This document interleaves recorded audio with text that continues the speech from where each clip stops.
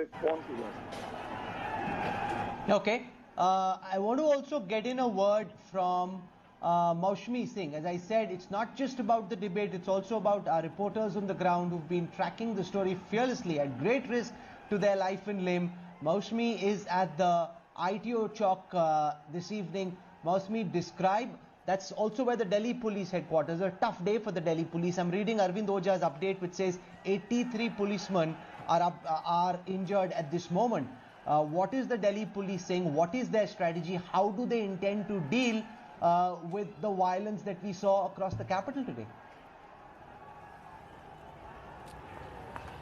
Rahul, all I can say is that the national capital is still reeling under the scenes that unfolded earlier in the day. And these pictures, they are unprecedented. We are on the nerve center of the national capital, and these scenes that you see at the crossroad is completely telling of what went on throughout the day. And the Delhi police was certainly at the receiving end.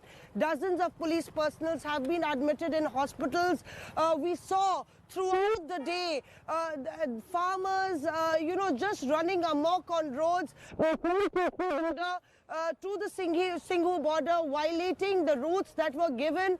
And at various points, we really thought that the police personnel were certainly deployed in lesser numbers, and that's more because they just went off the route that they had committed to the Delhi police. And apparently the Delhi police is investigating. They're going through all the CCTV footages to see who actually took identified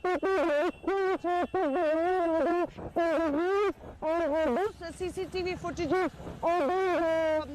inspected, and we expect that the Delhi police will zeroing down on the unwanted. So thanks, Maushmi, for that update. Raghav Chadha, I want to ask you about, what we heard from Gaurav Bhatia, that they revealed that the police and the government took the farmers at face value. So far they'd been non-violent, and therefore, what happened is unfortunate, but don't blame the union government. This is despite their best efforts, not because of. Raghav Chadha. So Rahul, a couple of quick points. First of all, this movement has been going on for more than 65 days. And you and I both know that this movement has been extremely peaceful and disciplined until now. In fact, the four pillars on which the success of this movement and this Andolan was built was peace, harmony, non-violence, and non-partisanship. That is, they did not allow any political party or any politician on their stage. However, it appears that certain anti-social elements, certain lumpen elements infiltrated into the movement and orchestrated this violence, which needs to be condemned. It absolutely needs to be condemned by every right-thinking individual. I do also believe, Rahul, that the central government, the Bharatiya Janata Party-led government, has miserably failed on two counts. Count number one, that is, they have failed to agree to absolutely legitimate demands of the struggling farmers. And second is failing to maintain law and order. All of us know that in Delhi, law and order, Delhi police, etc., is fairly and squarely with the Ministry of Home Affairs, and the Home Minister is himself responsible for, maintaining peace and harmony and order in Delhi. What has happened today also shows that the union government has miserably failed. And I have no hesitation in saying, Rahul, that what has happened today, apart from condemning it, I do also believe that this has to some extent weakened the movement. And it has weakened, the cause of the farmers. And I only hope that this infiltration of lumpen... So let Avik Saha respond to that, because he's part of the farmers' union. That there was a certain Gaurav, I'm coming back to you, but I want to go across to the man who represents the farmer unions, because so far, even if people don't understand the nuances of the farming seasons in India, there was a certain underlying sympathy that these protesting farmers had, because they were out in the cold. People wanted agriculture reform, but they were feeling bad for the farmers. In the manner in which this chaos, this violence was unleashed on the streets of the national capital, that element of empathy amongst the non-agrarian sections of our society is now completely finished. And for that, the blame must rest to a great extent on the farmer unions and their leaders, who can't now wash their hands off and say, कि हमारा इससे कोई लेना देना नहीं, we don't know who these people are, we don't know how they ran amok.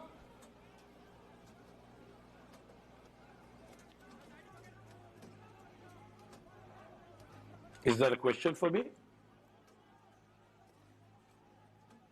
Yes, sir. Hello? Yeah, Avik Saha, go on.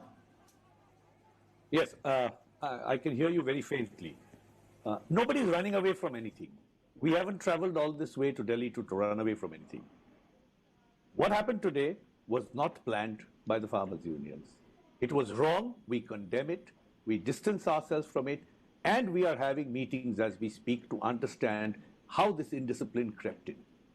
Those who are part of this indiscipline will not be part of the farmers' movement, because the farmers' movement needs to move forward with peace and discipline if it wants to achieve its targets.